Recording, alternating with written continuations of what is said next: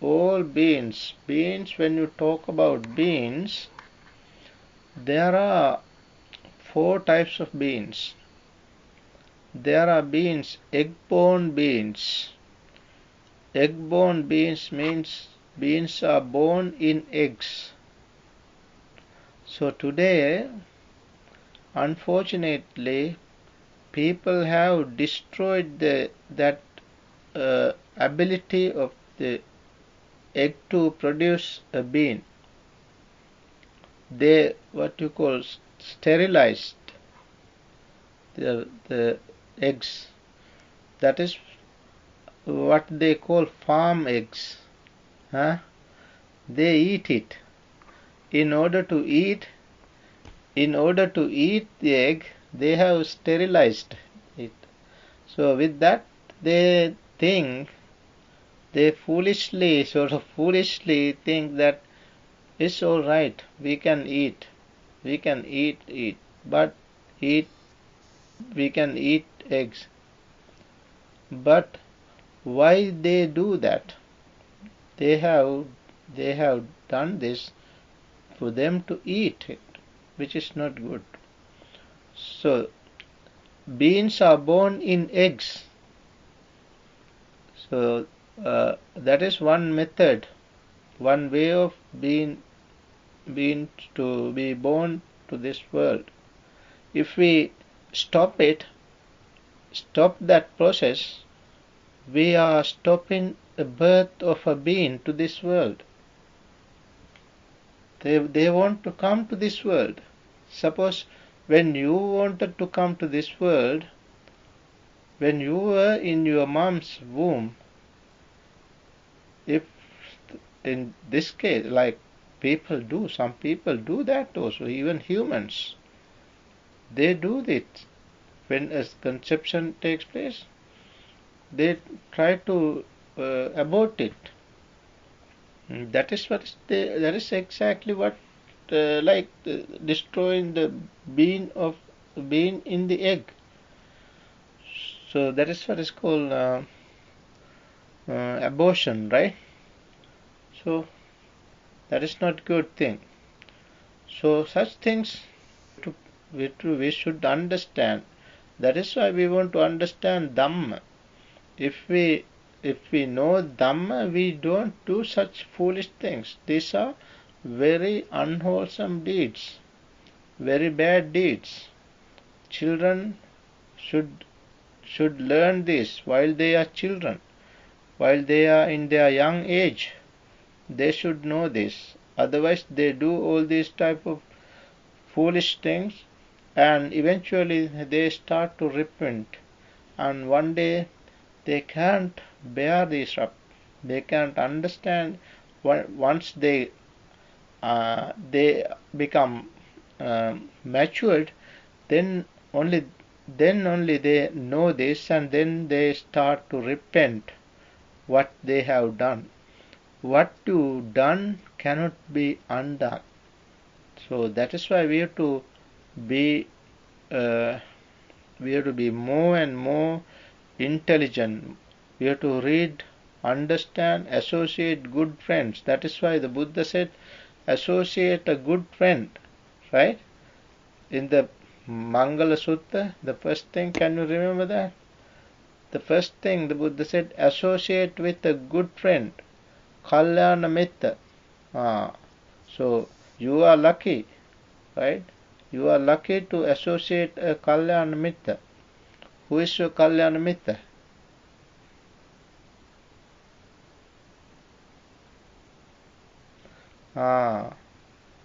That is how you have to understand. Kalyanamita is there not to harm you, right?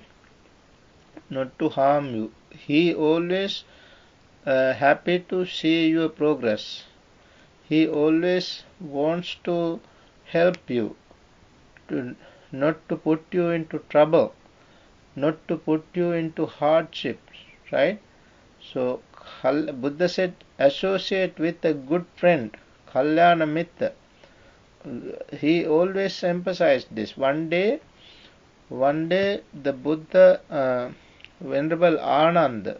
Venerable Ananda is the Buddha's attendant monk. He went to see the Buddha and said, Bhante, uh, as I see this sasana, this dispensation, half of this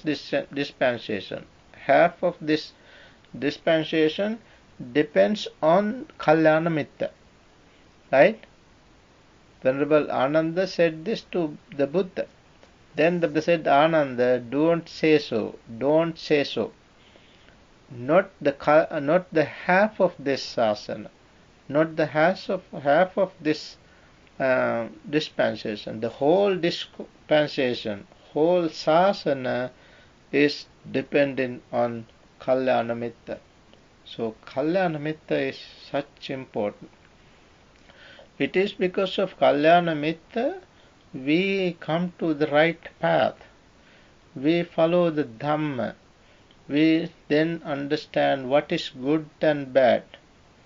If you can understand good and bad, that itself is called right understanding. The people today, most people have no right understanding. That is the bad situation in the world.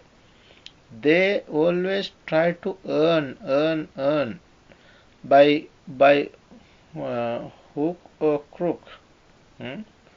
They want to earn by any means, doing anything, whatever they want to do. They try to earn money, money, money. That is the type of life today. Money cannot do everything. Money cannot give peacefulness to our life. Peace depends on good things. Dhamma is there to understand, to establish peace in us. In order to understand, in order to establish peacefulness, we have to follow the Dhamma. That is why the Buddha realized this, and as a prince, during his prime age, of young age, he gave up everything, gave up his pleasures, gave up everything, and he went forth. He became an ascetic and started to seek what is kusala, what is wholesome, what is skillfulness. So, because of that, he understood this clearly and he revealed this Dhamma to the world. That is why we are lucky. We are lucky to have this Dhamma. We are so lucky to be born as humans. See the other world, in the other worlds, like animal world, animal realms, they just eat, drink, sex, sleep and die. In our case, we can think and act. We can think and act. We can understand. We can choose what is right from wrong. We can understand what is good and bad, what is wholesome and unwholesome, what is merit and demerit. We can understand these things, not like animals. So that is the wonder. That is why we are called. We are lucky. We are so fortunate to have this life. Therefore, we have to do good deeds, more and more good deeds, more and more good things. So, when we do more and more good deeds like this, we can understand more things and we can lead a happy and peaceful life. That is the purpose of life. So, in these three different realms, beings are born like in eggs. That is what is called egg-born beings. Second group is moisture-born beings. Moisture-born beings means there are beings born in moisture, like flies, mosquitoes, right? That is what is called moisture-borne bean. Then the third category is beans are born in wombs, mother's wombs, like humans. Then the fourth one is called spontaneous beans. Have you ever heard of this? Spontaneous beans, spontaneous born beans. There are beans. They are born without the parents' unions. No parents. They have no parents. Who are they? The angels, devas, and hungry ghost like Yakha, Deva, Brahma. All of them. They have no parents. It is called without parents' unions. They are born without parents' union. That is called spontaneous birth. So those are the four categories, four different types of beings. So all these beings have a major characteristics. That is, they are ever changing. They are ever changing all the time. Their physicality is changing, their mentality is changing. Mentality is changing faster than physicality. Mentality is changing faster than physicality. So that is what is called, that change is called impermanent. Impermanent. Things are impermanent. Ever changing nature. Things are changing. So there is nothing unchanging, nothing permanent. That is how you to understand. That is how you to think. Things are not permanent. Sometimes your conditions are not good today, this time, but then you to think, oh, well, that is also changing. That you to think.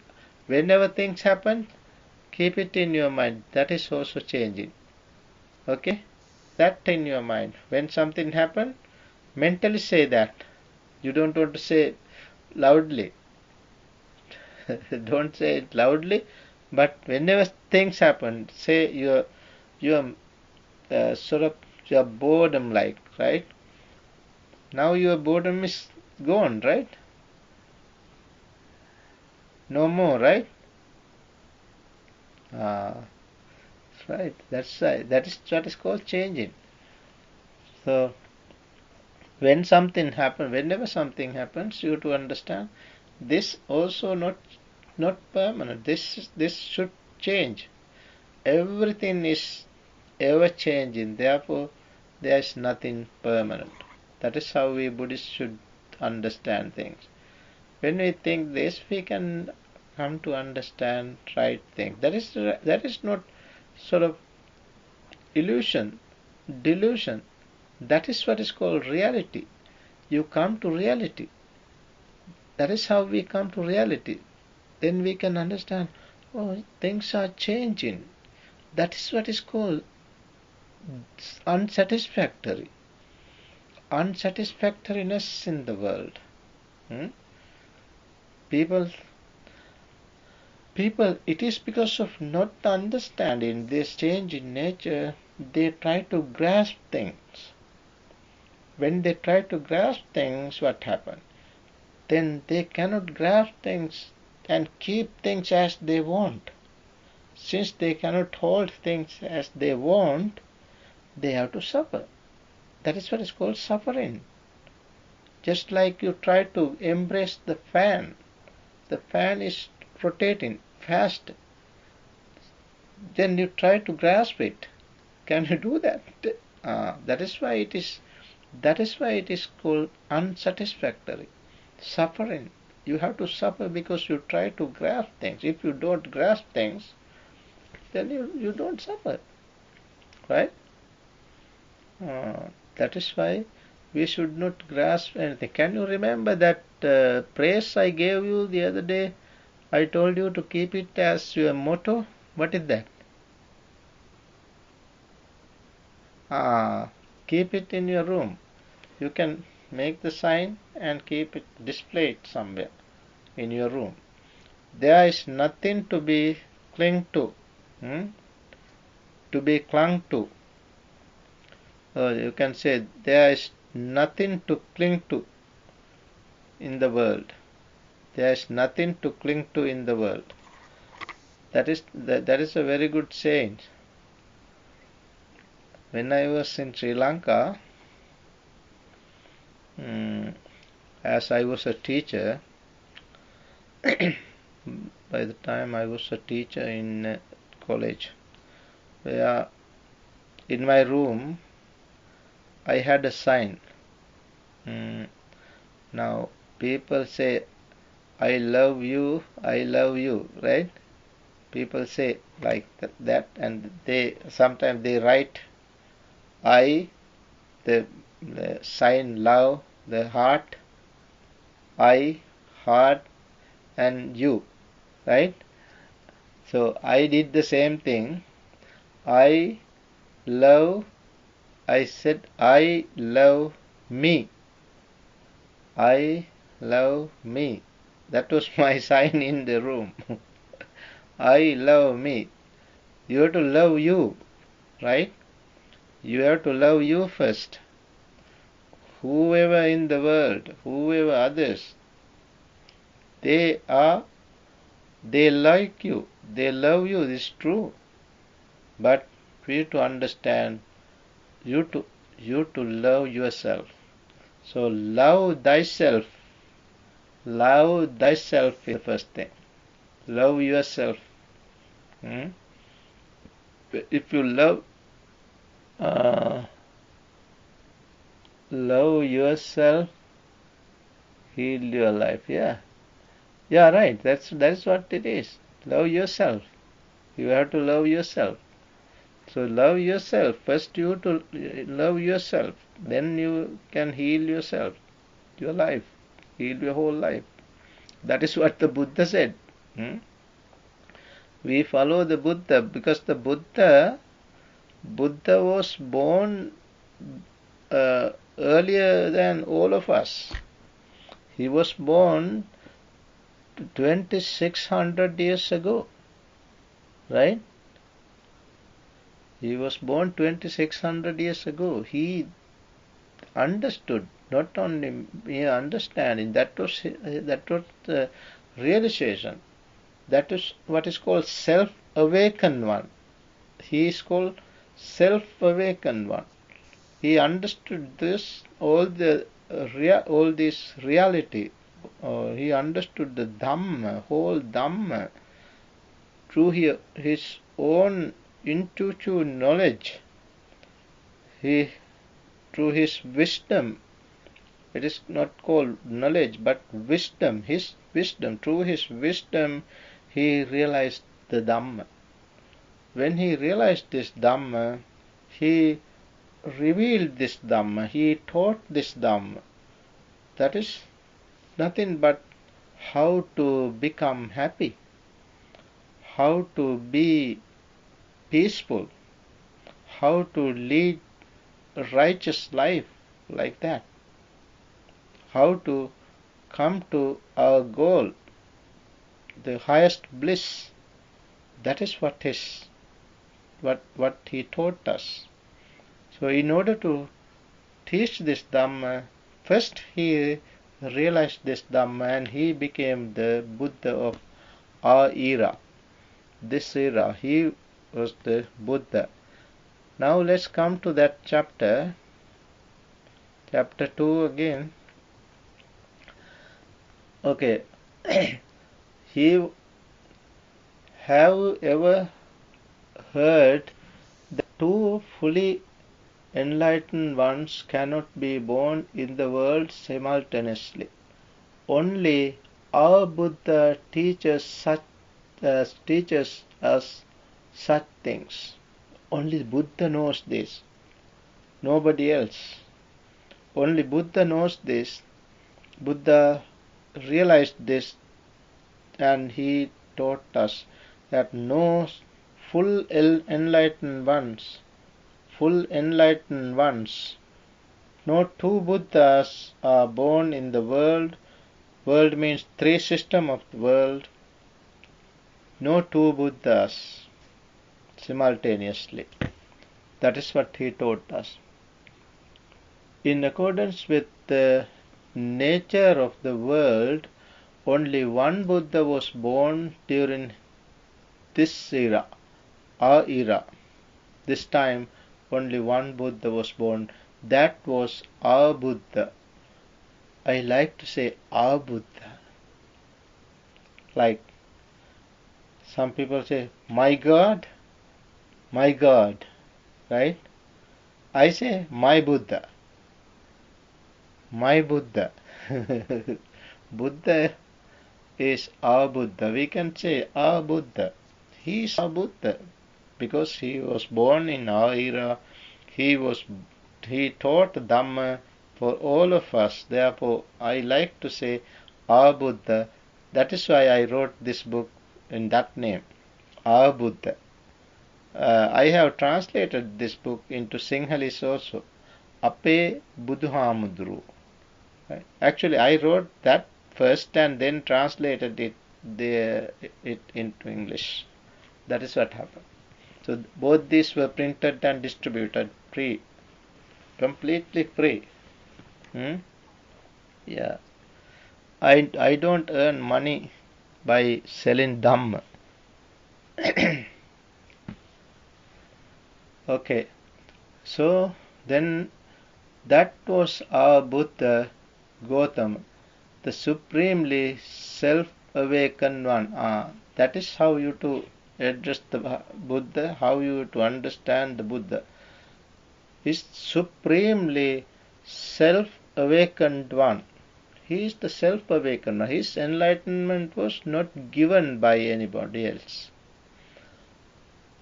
The perfectly enlightened one. He is the perfectly, you can say he is the perfectly self-awakened one. Perfectly self-awakened one. That is the right way to understand who the Buddha is.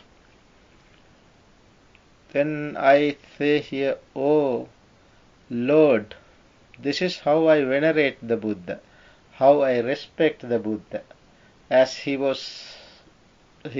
became Buddha, I respect him in this passage. Right in this piece, I wanted to respect the Buddha. O Lord, Venerable Sir, Buddha, Bhante, the only Buddha in whom we put confidence, conviction, and went for refuge with wisdom. You are, Sir, the most excellent, unparalleled person who developed wisdom to perfection. You are the greatest teacher, full of love and friendliness, compassion, and appreciative joy, who consoled the minds of innumerable beings and taught us the essence of freedom of thought.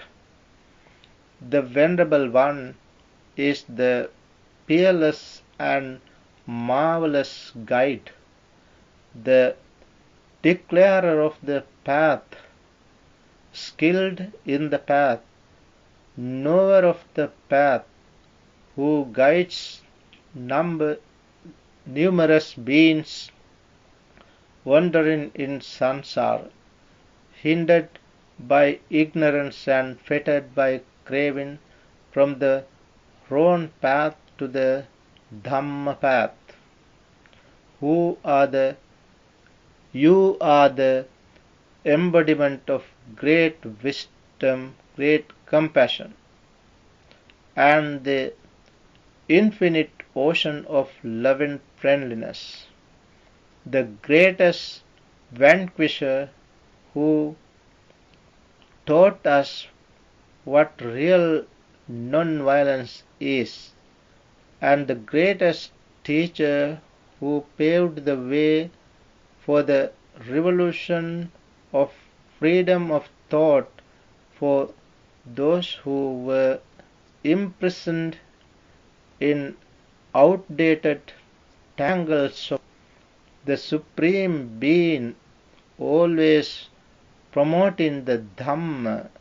You are the greatest man and the greatest historical religious master ever born among men, the greatest compassionate one, self-awakened one, Buddha the mother, Buddha the father.